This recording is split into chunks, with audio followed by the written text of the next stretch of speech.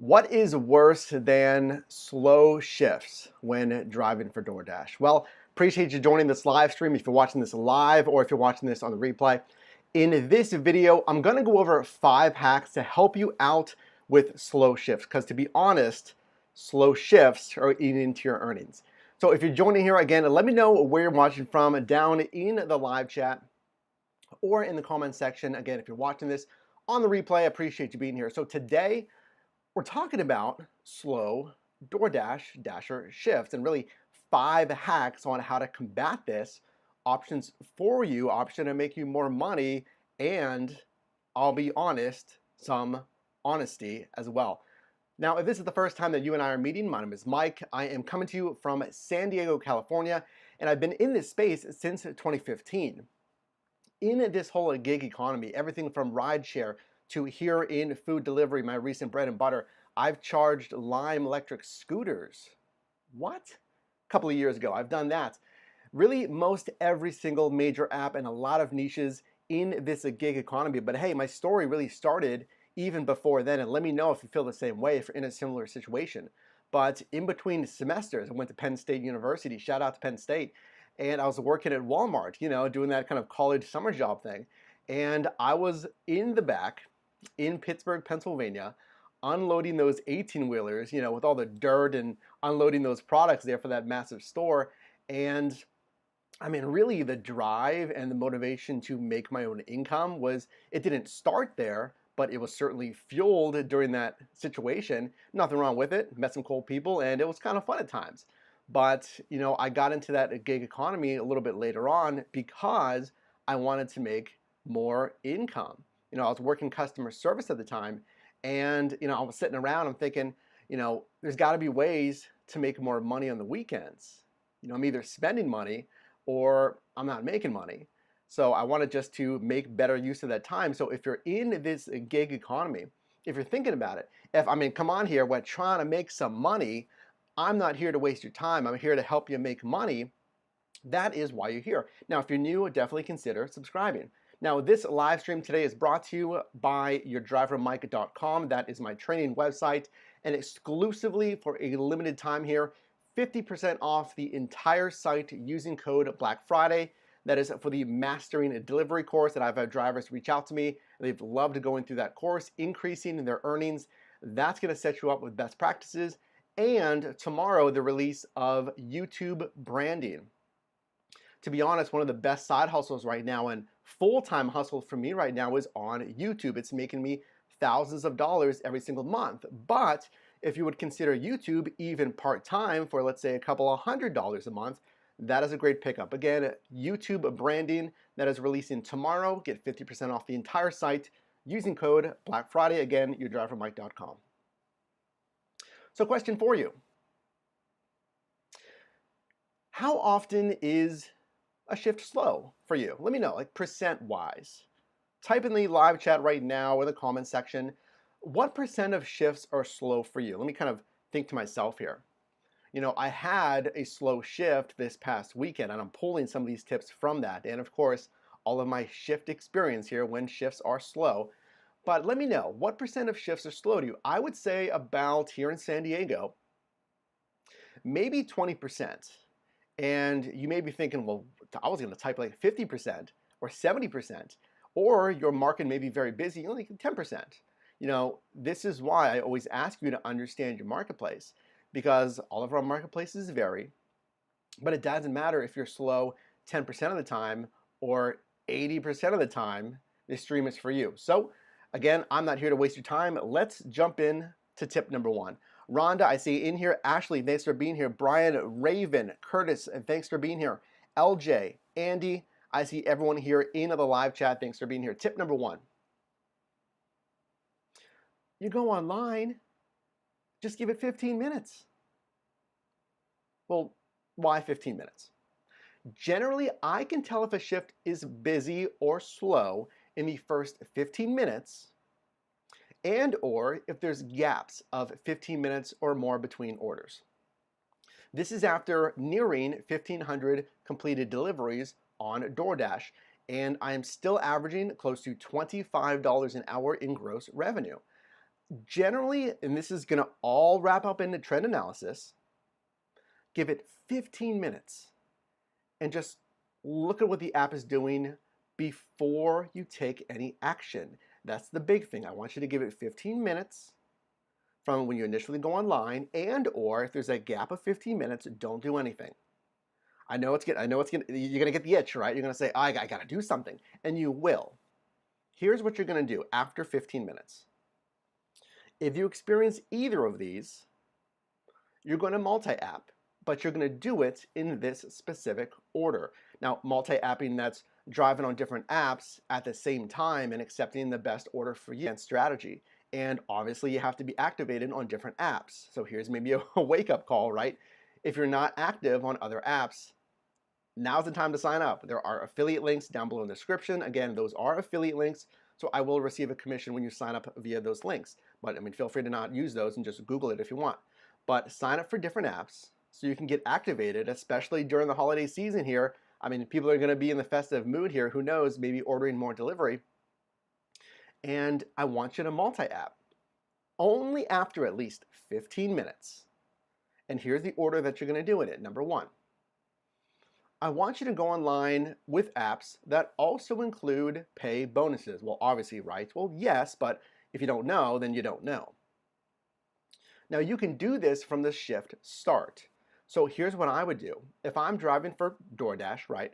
And DoorDash has a peak pay, and let's say Uber Eats has a boost pay, I would immediately go online with both and start multi-apping, because again, I mean, hey, let's be real here, you're not tied down to any one app. I mean, right? I mean, you don't have exclusive loyalty to any app. That's the freedom that you have as an independent contractor. So go online with all apps that have fair pay bonuses, number two. Then I would go online with apps with no pay bonuses, but they pay you fairly and are generally busy. And again, this is after your 15 minutes or after a 15-minute gap. So if I'm on a, again, what, $2 peak pay from DoorDash, whatever it is, we have the 15 minutes, then I would consider maybe Uber Eats. Now maybe this time Uber Eats doesn't have boost pay. Generally they pay me okay, even though there's no bonuses. Now again, I mean, I can't speak for your marketplace. Does Uber Eats pay fairly? I don't know. This is, you're gonna have to help me out here and do some market research. Thirdly, go online with apps with no pay bonuses and lower pay. I mean, can I just come close here for you? I gotta be real here. These are realistic hacks for slow shifts. These aren't golden buttons. I'm gonna click this and make $30 an hour here. There's only so much we can do when shifts are slow. So some of these you may say, ugh, I don't really want to do that. Well, there's only so much you can do if it's slow. You can't magically generate orders in your marketplace, right? So your third option when multi-apping, you're going to go online with apps with no pay bonuses and or lower pay. Now I know that may be painful here, driving for Postmates. That is my very last resort because I'm not a big fan of Postmates, but again, if it's slow, is something better than nothing as far as earnings? That's up to you. Hack number two. Upgrade your hotspots. Guys, if you're getting value in this live stream so far, definitely drop me a like. Arizona, Christine, I see you in here. Christine, member on yourdrivermike.com. Thanks for being here as always. Now this is something that I've not really mentioned before. This is an interesting one. What do I mean by that? Well, firstly, let's define what even a hotspot is. This is from DoorDash. A hotspot is an area in or near your starting point where there are many orders being placed. Hotspots are guidelines, not assurances to get orders. So, I mean, don't hang your hat and completely rely on hotspots if they're not even guarantees of orders. They're just generally a higher chance of getting orders because that area is busy. Now, I encourage you to find your own hotspots, let's say. So there may be plazas, areas in your marketplace that that get orders. And it may not be marked as a hotspot in the Dasher app, but maybe it will be in 30 minutes because it's gonna get busy and it's gonna get busy. So you kind of cut the curve of possibly everyone rushing to that hotspot because it's busy. But in general, that's what a hotspot is, indicated there by that flame icon on your Dasher app. So how do you upgrade your hotspots? What do I mean by that? So what you're going to do, again, this is when it's slow. I need you to wrap your head around today. We're talking about slow shifts. The criteria is going to change. So number one, I want you to travel to the most proven hotspots, even if it's a longer commuting distance and it's gonna hurt a bit. I get it. So if it's so slow, you need to generate something. Again, there's nothing you can do on the customer end as far as who's placing orders. Normally, I would say you should commute between nothing and maybe 5 minutes between hotspots or waiting areas. So if I finish an order and I'm by a plaza with Burger King, right? And I deliver to a house that's right down the road. Well, I'm going to drive 0 minutes to that plaza with the Burger King because that minimizes any miles without an order. Miles without an order are empty expenses because obviously it costs money to run your vehicle. And also consider, if you can, don't idle your vehicle as well because obviously that uses gas. Now, I completely get it. I mean, come on, Mike, it's November, right? I get it. Now, when it's slow, I would consider extending that commute time 5 to 15 minutes maximum between the areas and the hotspots. So now when I'm finishing that delivery, now that Burger King plaza that I know gets a lot of orders is now 5 to 15 minutes away. Now you may be thinking 15 minutes away, there's no way that I'm going to commute that far to a location. Well, that's fine. But what are the options? You're sitting at the 7-Eleven, there's nothing else really around you. I mean, I've had scenarios, and let me know in the live chat or the comments, I've had scenarios where you could be sitting somewhere and you'll just be hoping. It could be a plaza, it could be, again, a gas station, a convenience store, and you can literally, it'll seem like if you wait long enough, it'll be 30 minutes, and you'll get nothing. Versus drive the 15 minutes, take a little bit of the earnings hit, and at least get something. But that's only one option here. We're going to go over a few other options if you don't want to do that. Now, obviously, this is going to negatively affect your pay per mile. Like I just mentioned, it increase your expenses. So be smart with this. All of these strategies, I would really use a super targeted strategy when doing this. So I wouldn't always commute 15 minutes. I'd say, I'll try to find a plaza 7 minutes away, 6 minutes away. And then after that order, if it's super slow, okay, I've been waiting 20 minutes. I gotta go 10 or 15 minutes away. And I get it. It hurts. I've been there, but these are just a few options for you. Hack number 3. I want you to broaden your acceptance criteria. So we talked about adjusting for your hotspots. Now we're going to broaden your acceptance criteria. Now, what does this include? Your dollars to mile ratio. Now, I always talk about, I want you to be at $1.50 per mile to $2 per mile payout. So if you've watched any of my recent ride-alongs, let's say, in fact, I'll leave a video linked above going over a recent ride-along which shows this very well in my opinion, but I want you to be at $1.50 to $2 a mile. So every time you get that order request, just simply look at the pay and look at the miles, right? So that Burger King order, right? So you get an order request for $10 for a 2-mile order. That is ideal, right? 2 miles for 10 bucks. I mean, that's super, it's fantastic pay, right? And actually, it's probably not going to be that high, right? It's like $5 a mile. So it's typically not going to be that high. But let's cut it down to 5 miles for $10. There we go. That's better.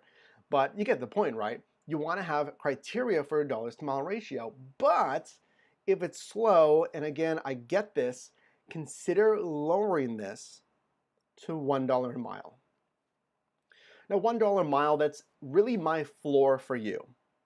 I don't want you to accept anything less than $1 a mile because the IRS tax deduction for business miles here in the United States, as far as 2020 driving, you get a 57.5 cents deduction per business mile. What that means is the IRS has deemed generally it costs 57.5 cents to operate a vehicle for business. That includes wear and tear, that includes gas. That's a general deduction, right? So if you get that as a deduction, as a general operating cost, and you're accepting like a 90 cent per mile delivery, there's not much margin there for net profit. And you're still putting very real miles on your vehicle, which is of course depreciation. So that's the floor, $1 a mile. Is it ideal? No. Is it a strategy for when it's slow? It is. I've done this. I've lowered my threshold. Because again, it comes down to you, do you want to make something or do you want to make nothing? And yes, we're going to have options for doing nothing. Well, dollars to time, right? How much am I getting paid for the actual time that the order is going to take? So maybe, and I just recently talked about this, maybe there's an order request for a restaurant that you know is kind of slow. I mean, shout me out if you feel like it's Wendy's, right? Shout me out if you feel like, I don't know, Sonic or whatever restaurant is typically slow in your market. Let me know in the live chat or the comment section. I feel you there with those slow restaurants. But if it's slow, if it's been 15 minutes, you may say, well, you know, it's paying $1.75 a mile. It's paying $2 a mile. The pay's pretty good. I may just have to wait a little bit longer. Well, I'm waiting anyway. I mean, in those circumstances, I might take it. Well, what about the restaurant type? You know, just talked about type of restaurant with the Wendy's, right? I mean, I guess we've been talking about BK, who knows, whatever. They're both fast food restaurants. So your strategy may be, well, I don't want to take fast food places, Mike, you know, for that very reason. You know, they're slow. You know, Ashley in the live chat says Buffalo Wild Wings is slow.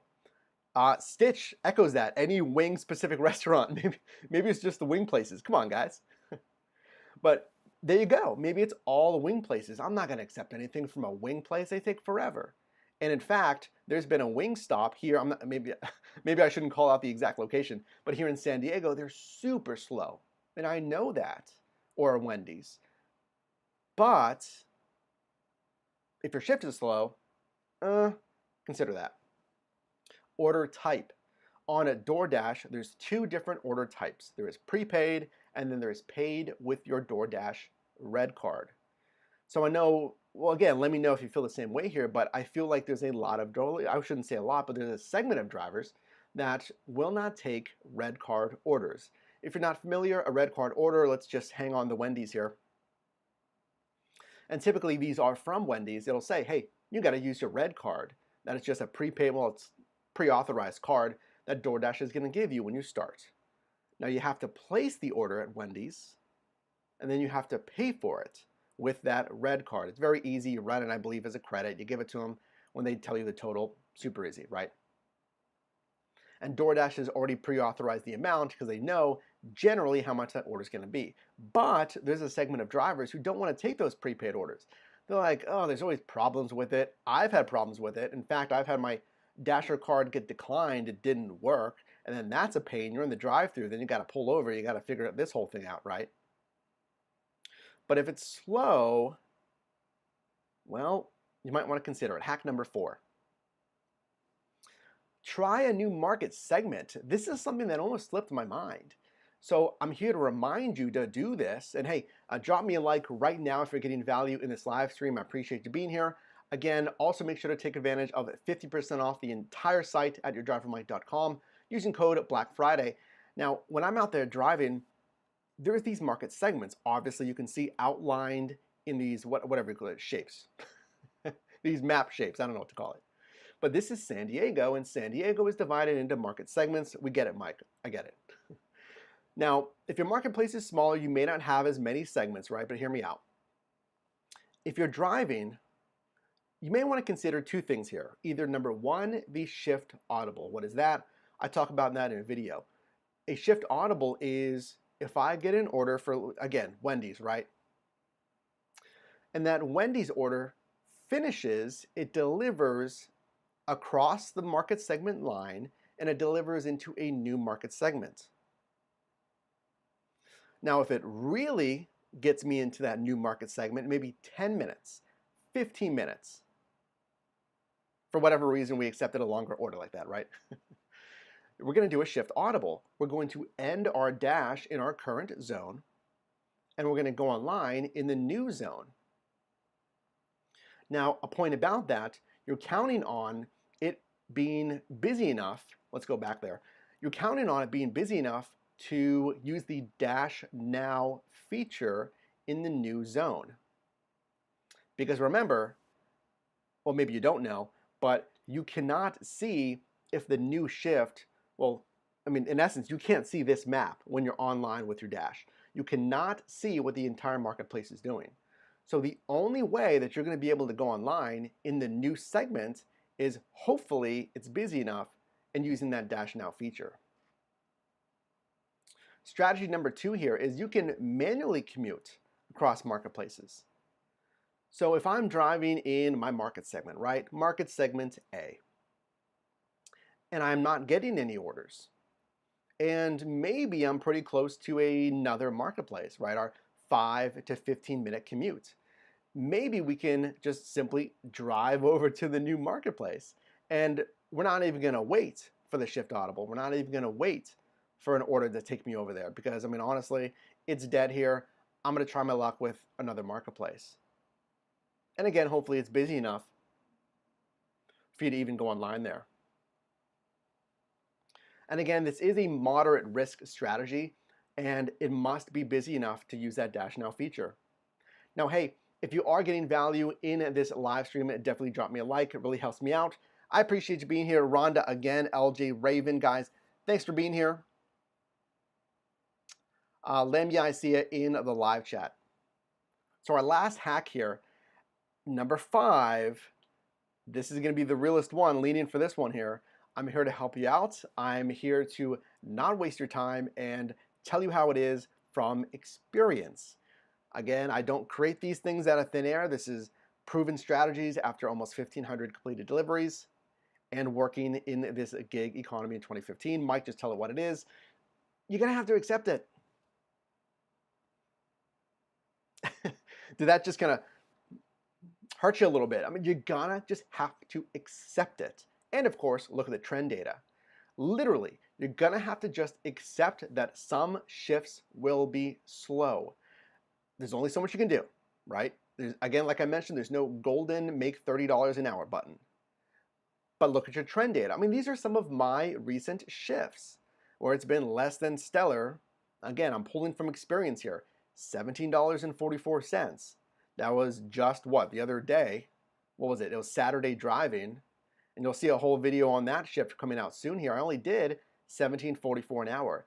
And that may not sound too bad, but remember, this is pre-tax. And we'll have some information on doing your gig taxes coming up here, but $11.45 on a shift in September? And these are, standard 2-3 hour bundles here. It's not just for 1 hour. This is, $11.45 over like a 3-hour time on the road there. $14.61 for a shift there in August. But overall, through all of these shifts, since I started tracking this in deep metrics, really back in June or so, I am still averaging $24.88 an hour in gross revenue and nicely in the green zone for pay per mile at $2.20 per mile. You can see that's my dollars per hour trend line to the right there. And I know maybe a little bit, it's pretty small to see there, but our trend line is at $24.89, and you can see I've made well over that, probably on shorter shifts, and I've made under that. We can see as low as $11.45.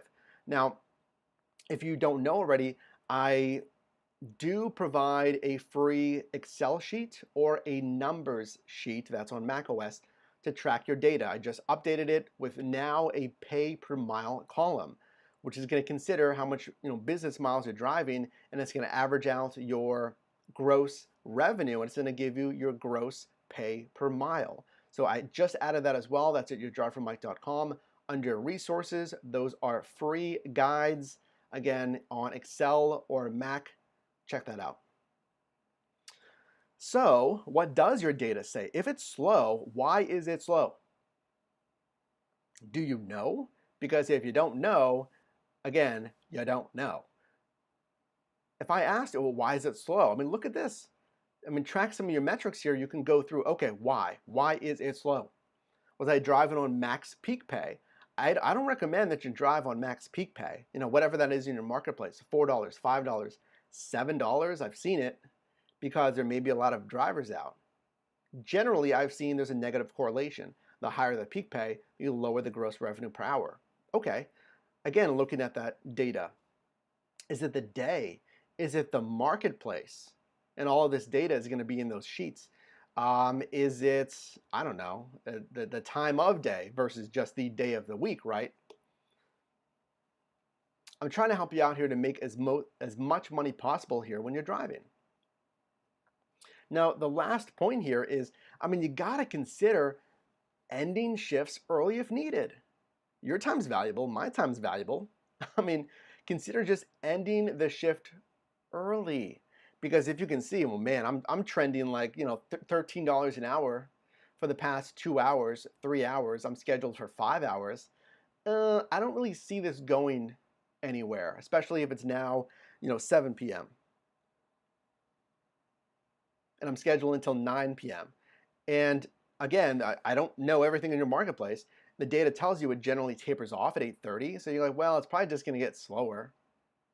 And this is up to you. This is part of the control you have as an independent contractor. You got to run your own business. I can only do so much here. I invite you to be a part of the team here. Hit the subscribe button. But you got to consider ending the shift early if needed. So if you've got value in this live stream, definitely consider sharing this with someone. Drop a like on your way out and consider subscribing as well. I also want to invite you to our Discord community. That's a free community where you can talk with other drivers in real time. And I believe we're at 250 members over there. Another great way to interact with the drivers and post your question. And Black Friday season is coming up, not only for yourdrivermike.com, but just in general for the best accessories, for dash cams, for phone chargers, etc. So check out my Amazon storefront. That's linked down below as well. So you can have the very best accessories. And also, again, join the team here so you can be in the know, because we're going to be talking about the best Black Friday deals coming up. I appreciate you watching and being here on another live stream, and I'll see you in the next video.